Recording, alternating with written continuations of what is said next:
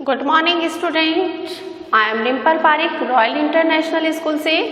बेटा आज हम हिंदी पढ़ेंगे, हिंदी 11th क्लास की हिंदी पढ़ेंगे। इस हिंदी के अंदर बेटा अपन आज स्टार्ट कर रहे हैं फर्स्ट लेसन, जिसका नाम है अपने नमक का दारोगा, जिसके लेखक है प्रेमचंद। तो पाठ पढ़ने से पहले हम जो इसके लेखक हैं प्रेमचंद, उन प्रेमचंद के जीवन के बारे में कुछ जानकारी लेते हैं। साथ ही साथ इस लेसन के अंदर क्या बताया गया है उस लेसन के बारे में भी जानकारी लेंगे। अर्थात कहने का अभिप्राय क्या है, हम इस लेखक के जीवन परिचय और पाठ परिचय इन दोनों का अध्ययन करेंगे। बेटा लेसन नंबर फर्स्ट निकालिए। नाम है अपने नमक का दारोगा, लेकिन इसका इंट्रोडक्शन पढ़ रहे हैं प्रेमचंद का, तो पेज नंबर 3 निकालिए। पेज नंबर 3 में आपके प्रेमचंद का इंट्रोडक्शन दे रखा है। बेटा प्रेमचंद जो है एक जाना पहचाना नाम है। हमारे देश में नहीं विदेशों में भी प्रेमचंद का नाम बड़े मान और सम्मान के साथ में लिया जाता है।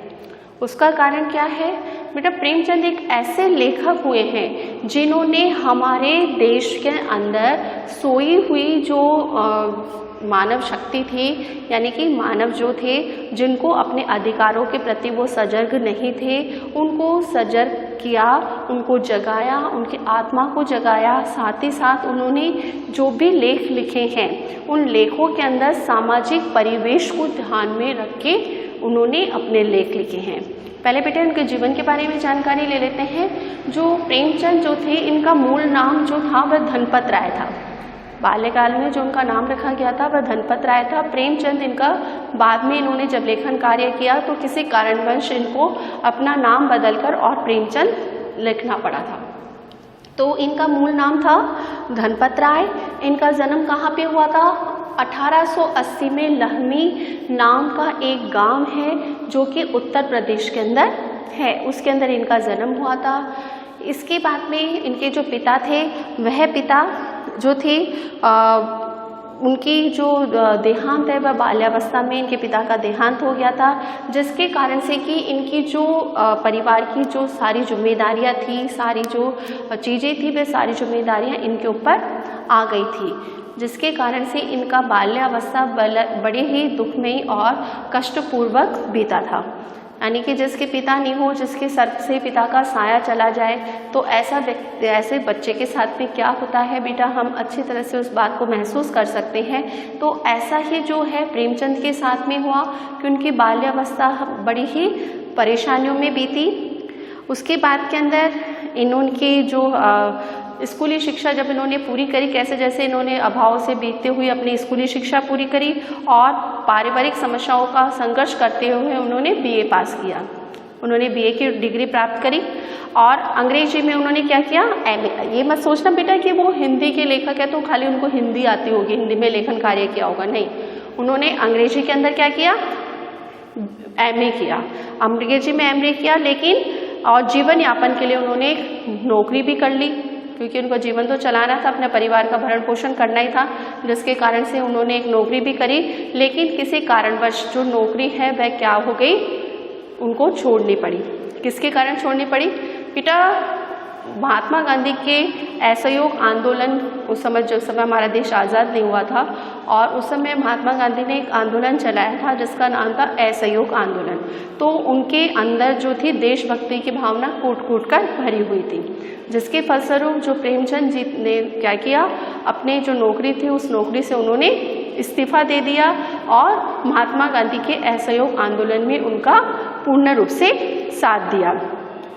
साथ ही साथ जो इनकी पत्नी थी जिसका नाम था शिवरानी, जो कि इन्होंने हमेशा प्रेमचंद का हर जगह से, हर जीवन के हर पहलू के अंदर उनका साथ दिया, चाहे वो अंग्रेजों के असहयोग आंदोलन में रहा हो या उनके जीवन के और किसी आंतरिक मामलों में रहा हो। हमेशा शिवरानी जो थी वह इनके कंधे से कंधा मिलाकर चली।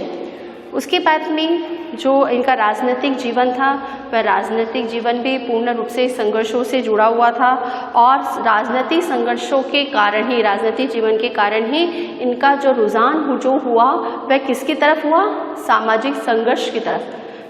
कैसे बेटा, जब वे राजनीति से जुड़े तो इनको आम जनता की परेशानियां, उनकी प्रॉब्लम्स इत्यादि के बारे में उनको पता चला, जिससे कि वो समाज से जुड़ने लगे, जो सामाजिक परिवेश है उस सामाजिक परिवेश से जुड़ने लगे और उन्होंने इस राजनीतिक क्षेत्र से इन्होंने तिलांजलि दे दी और इन्होंने लेखन कार्य प्रारंभ किया।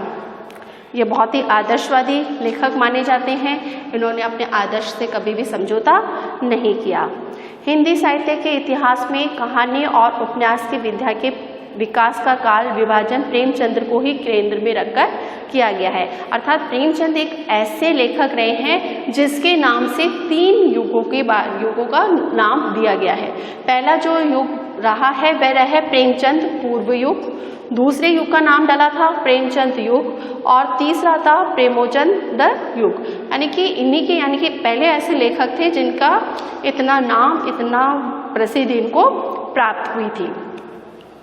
यह प्रेमचंद के निर्विवाद महत्व को एक स्पष्ट प्रमाण में प्रस्तुत करता है।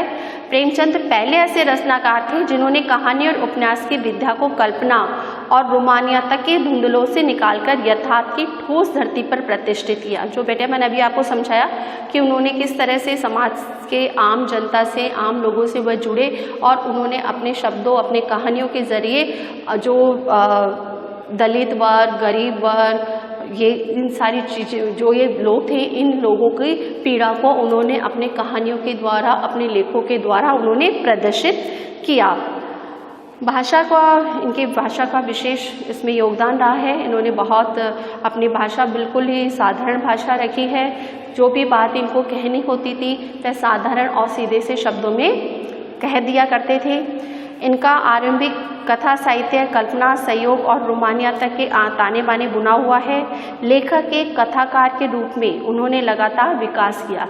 यानी कि कथाकार के रूप में ऐसे नहीं कि वो थोड़ा सा उन्होंने कथाएं लिखी, थोड़ी सी कहानियाँ लिखी, फिर उनका विकास कार्य कम हो गया या उन्होंने कार्य उनका खत्म हो गया। नहीं, जब तक वो जीवित रहे किसी न किसी रूप में वो संघर्ष करते रहे, किसी न किसी रूप में वो लिखते रहे। लेकिन उनके बहुत सारी उन्होंने कहानियाँ लिखी। जब बेटा अपन रचनाओं के बारे में बात करते हैं, उनकी जो उन्हें रचनाएं लिखी थी वह देखिए। वैसे तो जो प्रेमचंद है, प्रेमचंद ने बहुत कहानियाँ, उपन्यास, निबंध, लेखन बहुत कुछ लिखा है। लेकिन इसमें से कुछ जो प्रमुख जो उनकी रचनाएं हैं, उन रचनाओं के बारे में देख लेते हैं हम। उनकी रचनाएं हैं सेवा सदन, प्रेमाश्रम, रंगभूमि, निर्मला, कायाकल्प, गबन, कर्मभूमि, गोदान। जो कि बेटा गोदान, जब आपको मौका मिले तो एक गोदान जो उपन्यास है इनका जरूर पढ़ना, जो कि आपको बताएगा कि किस तरह से हमारे देश के अंदर पहले सामाजिक शोषण हुआ करता था और इसके अंदर सारी हमारे समाज से संबंधित जो बुराइयां थी उन बुराइयों को आपको देखने को इसमें मिलेगा और किस तरह से इसके अंदर एक आम व्यक्ति जो है वह किस तरह से एक गाय को दान करने के लिए क्या क्या उसको संघर्ष करना पड़ता है, वो सारी चीज़ें आपको इसमें देखने को मिलेगी। तो बेटा मैं चाहूँगी कि गोदान जब भी आपको मौका मिले इस उपन्यास को जरूर पढ़िएगा, जिससे कि आपको हमारे भारत की आर्थिक स्थिति के बारे में पता चलेगा। अंधविश्वास इत्यादि बहुत सारी खूबियाँ इसमें पता चलेगी आपको। सोजे वतन जो इनका उपन्यास है वो, उसमें देश का दर्द, इसमें सोजे वतन में कहानियाँ हैं जिसके अंदर उनके हमारे देश के, क्योंकि हमारा देश उस समय आज़ाद नहीं था, तो ये सोजे वतन पे जो अंग्रेजों ने इस पे रोक भी लगा दी थी। क्यों लगा दी थी? क्योंकि इसके अंदर उन्होंने सामाजिक परिवेश के बारे में, भारतीयों के दर्द की व्यथा के बारे में बताया था, जिसके कारण से जो अंग्रेज जो थे उन्होंने इनके इस पर सोजे वतन पर उन्होंने रोक भी लगा दी थी। मानसरोवर जो कि 8 खंडों में इनकी प्रकाशित है, 8 भागों में प्रकाशित है। गुप्त धन जो कि कहानी संग्रह है, कहानी संग्रह का भी प्राय होता है, जिसमें बहुत सारी कहानियाँ लिखी हुई होती है। तो एक कहानी संग्रह है जिसका नाम है गुप्त धन। करबला, संग्राम, प्रेम की देवी, ये इनके नाटक हैं। इसके अलावा कुछ विचार, विभिन्न बहुत सारे इनके निबंध, कहानियाँ और उपन्यास आपको देखने को मिलेंगे। प्रेमचंद बेटा एक ऐसे व्यक्ति थे जिन्होंने करीबन 11 उपन्यास लिखे। करीबन कितने उपन्यास लिखे बेटा? 11 उन्होंने मुख्य रूप से उपन्यास लिखे। तो भारत के अंदर पहले ऐसे लेखक रहे हैं जिन्होंने इतने उपन्यास लिखे, जिसके कारण से कि इनको उपन्यासों का सम्राट भी कहा जाता है। प्रेमचंद को क्या कहा जाता है बेटा? उपन्यासों का सम्राट। वो इसीलिए कहा जाता है क्योंकि इन्होंने बहुत अधिक उपन्यास लिखे हैं जो कि आज तक किसी भी लेखक ने नहीं लिखे हैं। इसके अलावा इनके 300 से ऊपर इन्होंने कहानियाँ, निबंध, उपन्यास, लेखन कार्य जो किया है वो 300 से ऊपर जो कहानियाँ इत्यादि उन्होंने लिखी है, जिसके कारण से भी इनका नाम बहुत हमारे भारतीय साहित्य में विशेष स्थान रखता है। आगे देखते हैं बेटा।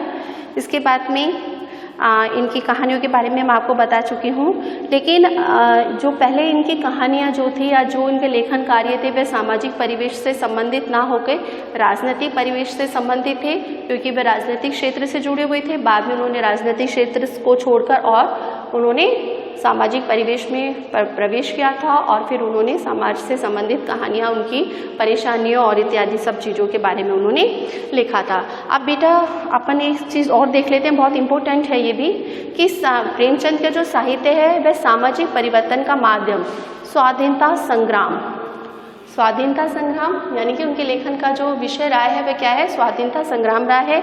किसानों तथा मजदूरों की दयनीय दशा, दयनीय दशा अर्थात उन्होंने अपने उपन्यासों में, कहानी में, निबंध में क्या बताया गया है, क्योंकि वह जमीन, मैंने बताया ना बेटा, वो जमीन से जुड़े हुए लेखक थे और उन्होंने, और वह एक साधारण से परिवार के व्यक्ति थे। उनका जन्म जो था वे साधारण से परिवार में हुआ था, उनकी आर्थिक स्थिति अच्छी नहीं थी, तो उन सब चीज़ों का उन्होंने पूर्ण रूप से क्या किया था, महसूस करी थी। वो सारी चीज़ें अपने जीवन में बहुत संघर्ष किया था, जिसके कारण से उनको पता था कि मजदूरों का दर्द क्या होता है, किसानों का दर्द क्या होता है, दलितों का दर्द क्या होता है। तो इस कारण से उन्होंने उनकी बात को, उनके दर्द को समाज के सामने प्रदर्शित करने का प्रयत्न किया था, जिसके अंदर दलितों का शोषण, दलित कौन होते हैं, जो गरीब होते हैं, दयनीय होते हैं, निम्न जाति के जिसको होते हैं। आज तो बेटा भेदभाव हमारे देश से समाप्त सा हो गया है, लेकिन पहले जो था ना वो हमारी जाति प्रथा बहुत अधिक थी। प्रेमचंद की आप कहानियाँ पढ़ना बेटा, उपन्यास पढ़ना, उनमें ये सारी चीज़ें आपको देखने को मिलेगी। समाज में नारी जाति की दुर्दशा, नारी जाति जो थी उस समय नारियों की जो स्थिति थी प्रेमचंद काल के अंदर, उस समय बहुत बुरी स्थिति थी उनकी। पर्दा प्रथा थी, सती प्रथा थी और भी बहुत सारी प्रथाएं थी। साथ ही साथ नारियों का किस तरह से शोषण किया जाता था, वह सारी चीज़ें भी प्रेमचंद ने बड़े ही अपने मार्मिक रूप से प्रदर्शित की है। इसके अलावा अंधविश्वास, उनके मूल विषय जो रहा था ना, वह अंधविश्वास भी एक मूल विषय रहा है, क्योंकि उस समय क्या था, बड़े बड़े जो जागीरदार थे, जमींदार थे, वह लोगों के अंदर अंधविश्वास पैदा किया करते थे। वह जैसे कोई बीमार हो गया तो उसको डॉक्टर को ना दिखाकर, वैद्य को ना दिखाकर किसी भोपा इत्यादि के पास में ले जाना इत्यादि, और भी बहुत सारी चीज़ें थी जो कि अंधविश्वास से जुड़ी हुई थी। तो उन्होंने इन अंधविश्वासों पर, नारी की दुर्दशा पर, दलितों पर, किसानों पर इत्यादियों पर लेखन कार्य किया है और उनकी पूर्ण रूप से उनके बारे में हमें बताया है। इनकी जो भाषा शैली के बारे में बात करते हैं बेटा, इनकी जो भाषा शैली है वह बड़ी ही साधारण भाषा शैली है, यानी कि बहुत ही उन्होंने साधारण रूप से अपनी बात को लोगों को समझाया है। जनसाधारण की भाषा है, जनसाधारण यानी कि जिनको लोगों को आसानी से समझ में आ जाए, जो भी उनको बात कहनी होती है वह सरल भाषा में सटीक रूप से कह देते हैं, यानी कि उस बात को घुमा फिरा के कहें। उनको घुमा के फिरा कर बात कहनी नहीं आती है, वह घुमा फिरा के उस बात को नहीं कहते हैं। जो भी बात कहनी होती है वह फौरन से सामने सटीक बात कह देते हैं। साथ ही साथ उनकी जो भाषा है उसमें मुहावरों का समावेश है, जो यानी कि जब वो लेखन कार्य करते हैं, कोई बात उनको कहनी होती है उसमें मुहावरों का प्रयोग करते हैं, उर्दू शब्दों का उनका प्रयोग है। आपने देखा होगा इनकी जो कविताएं और कहानियाँ या इनकी पढ़ेंगे निबंध वगैरह, उसके अंदर इन उर्दू शब्दों का समावेश आएगा। साथ ही साथ इनकी जो भाषा शैली की विशेषता रही है वह देशकाल, देशकाल यानी कि देश से संबंधित रही है। हमारे भारत देश की जो भाषा है, साधारण भाषा, सिंपल भाषा जिसे कहा जाता है, हिंदी भाषा, उसके अंदर ही उन्होंने लेखन कार्य किया है और विषय के अनुरूप उनकी शब्दावली रही है। और बड़ी से बड़ी बात को, इतनी ही बड़ी बात है कि उस बड़ी से बड़ी बात को उन्होंने साधारण रूप से अपनी भाषा के अंदर सामने वाले तक पहुँचाई है। तो बेटा ये थी प्रेमचंद के बारे में थोड़ी बहुत जानकारी। और लास्ट में जो उनकी मृत्यु है वह करीबन 1936 के अंदर उनकी मृत्यु हो गई थी और हमने एक बहुत अच्छे साहित्यकार को खो दिया। बेटा आज के लिए हम इतना ही पढ़ेंगे इनके जीवन परिचय के बारे में। अब अपन इनके बारे में एक बार मैं दोबारा से आपको सारांश बता देती हूँ। इनका मूल नाम क्या था? धनपत राय। किसी कारणवश इन्होंने अपना नाम बदलकर प्रेमचंद किया था। इनका जन्म 1880 में लहमी नाम, जो कि उत्तर प्रदेश में स्थित है, वहाँ हुआ था। इनकी प्रमुख रचनाएं सेवा सदन, प्रेमासन, रंगभूमि, निर्मला, कायाकल्प, गबन, कर्मभूमि इत्यादि है। इन्होंने करीबन 11 उपन्यास लिखे हैं, जिसके कारण से कि इनको उपन्यासों का सम्राट भी कहा जाता है। इन्होंने बहुत सारे नाटक, निबंध इत्यादि लिखे हैं। करीबन 300 से ज़्यादा इनके कहानी, निबंध, उपन्यास इत्यादि इन्होंने लिखे हैं। साथ ही साथ इनकी जो शैली है, शैली यानी कि लिखने की कला, शैली जिसे कहते हैं ना, तो इनकी शैली की विशेषता क्या रही है? ये वर्णनात्मक यानी कि कोई भी बात को वर्णन करके लिखते हैं। व्यंग्यात्मक यानी कि व्यंग करते हुए किसी को कोई बात कहनी हो तो उस पर व्यंग्यात्मक शैली का भी इन्होंने प्रयोग किया है। भावात्मक यानी कि मन के भावों को भी इन्होंने जगह जगह व्यक्त किया है। विचारात्मक शैली इनकी विशेषता रही, विचार करके किसी बात को कहना, हर बात पर इन्होंने विचार करके उस बात को कहा है। साथ ही साथ इन्होंने तत्सम, तद्भव इत्यादि शब्दों का समावेश किया है। उर्दू शब्दों का इनकी कहानियों में इत्यादियों में समावेश मिलेगा। इसके बाद में जनसाधारण की भाषा रही है। कोई भी बात कहनी होती है वह साधारण और सटीक रूप से कह देते हैं। देश काल और विषय के अनुसार इनकी शब्दावली है और इनके कारण ही ये ऐसे व्यक्ति थे जिनके कारण ही इनको 3 युगों के अंदर विभाजित किया गया था। प्रेमचंद पूर्व युग, प्रेमचंद युग और प्रेमोचंद्र युग। तो बेटा आज के लिए इतना ही। अब आपको होमवर्क की तरफ चलते हैं। होमवर्क में बेटा आपको क्या करना है? इस जो मैंने इंट्रोडक्शन इनका दिया है, ये इंट्रोडक्शन आपको क्या करना है? आपको नोटबुक में, यस बेटा, नोटबुक में आपको उसको क्या करना है बेटा?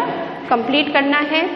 आपको पता है क्या करना है? इसके अलावा आपको उसके प्रेमचंद का चित्र बनाना है। आप नेट से निकलवाते हैं तो वेल एंड गुड, नहीं तो बेटा आप जहाँ तक हो सके मैं आपको ये कहूँगी कि आप खुद के हाथों से बनाएंगे तो ज़्यादा अच्छा रहेगा, जिससे कि आपकी जो पेंटिंग है, आपकी जो चित्रकला है वो भी उभर कर आएगी। तो आप अपने हाथों से बनाने की कोशिश करिए। प्रेमचंद का चित्र तो आप आराम से बना सकते हैं, आसानी से आपको उपलब्ध भी हो जाएगा।